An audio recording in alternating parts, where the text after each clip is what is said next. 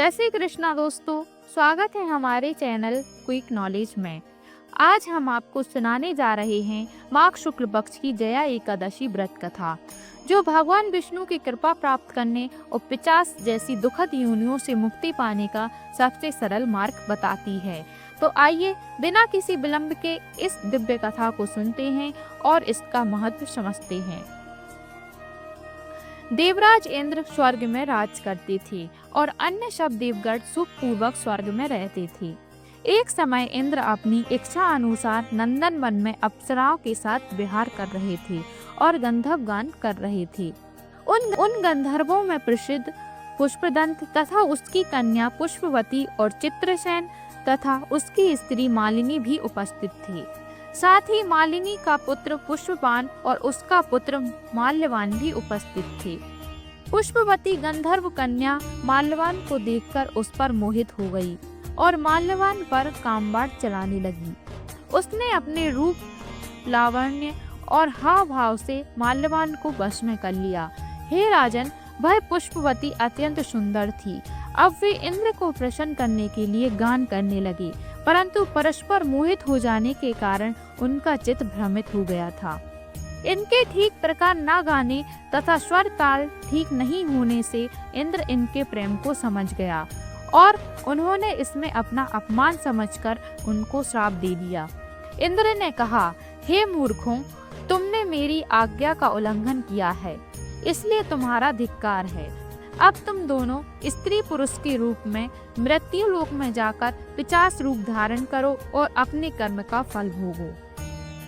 इंद्र का ऐसा श्राप सुनकर वे अत्यंत दुखी हुए और हिमालय पर्वत पर दुख पूर्वक अपना जीवन व्यतीत करने लगे। उन्हें गंध, रस तथा स्पर्श आदि का कुछ भी ज्ञान नहीं था। वहाँ उनको महान दुख मिल रहे थे। उन्हें एक क्षण के लिए भी निद्रा नहीं आती थी। उस जगह अत्यंत शीत था, इससे उनके रोंगटे खड़े रहते और मारे शीत के दांत बचते रहते। एक दिन पिशाच ने अपनी स्त्री से कहा कि पिछले जन्म में हमने ऐसे कौन से पाप किए थे जिससे हमको यह दुखदायी पिशाच योनि प्राप्त हुई। इस पिशाच योनि से तो नरक के दुख सहना ही उत्तम है, अतः हमें किसी प्रकार का पाप नहीं करना चाहिए। इस प्रकार विचार करते हुए वे अपने दिन व्यतीत कर रहे थे। देवयोग से तभी माघ मास की शुक्ल पक्ष की जया नामक एकादशी आई। उस दिन उन्होंने कुछ भी भोजन नहीं किया और ना कोई पाप कर्म किया, केवल फल फूल खाकर ही दिन व्यतीत किया और सायंकाल के समय महान दुख से पीपल के वृक्ष के नीचे बैठ गए। उस समय सूर्य भगवान अस्त हो रहे थे। उस रात को अत्यंत ठंड थी, इस कारण वे दोनों शीत के मारे अति दुखित होकर मृतक के समान आपस में चिपटे हुए पड़े रहे। उस रात्रि को उनको निद्रा भी नहीं आई। हे राजन, जया एकादशी के उपवास और रात्रि के जागरण से दूसरे दिन प्रभात होते ही उनकी पिशाच योनि छूट गई। अत्यंत सुंदर गंधर्व और अप्सरा की देह धारण कर सुंदर वस्त्र भूषणों से अलंकृत होकर उन्होंने स्वर्गलोक को प्रस्थान किया।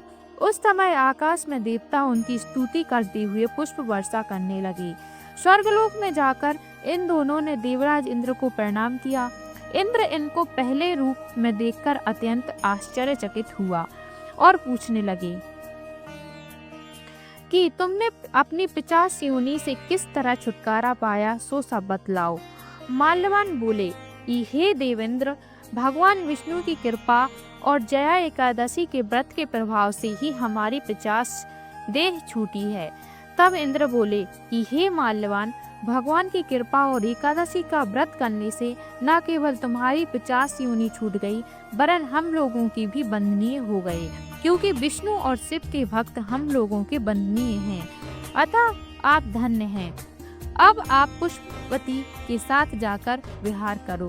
श्री कृष्ण कहने लगे कि हे राजा युधिष्ठिर, इस जया एकादशी के व्रत से बुरी योनि छूट जाती है। जिस मनुष्य ने इस एकादशी का व्रत किया है, उसने मानो सब यज्ञ, जप, दान आदि कर लिए। जो मनुष्य जया एकादशी का व्रत करते हैं, वे अवश्य 1000 वर्ष तक स्वर्ग में वास करते हैं। जया एकादशी व्रत न केवल हमें पुण्य प्रदान करता है, बल्कि समस्त पापों का नाश करके हमें मोक्ष का मार्ग दिखाता है। अगर आपको यह कथा ज्ञानवर्धक लगी हो तो हमारे वीडियो को लाइक करें, शेयर करें और हमारे चैनल को सब्सक्राइब करना ना भूलें। आशा करते हैं दोस्तों आपको हमारी जानकारी पसंद आई होगी। धन्यवाद।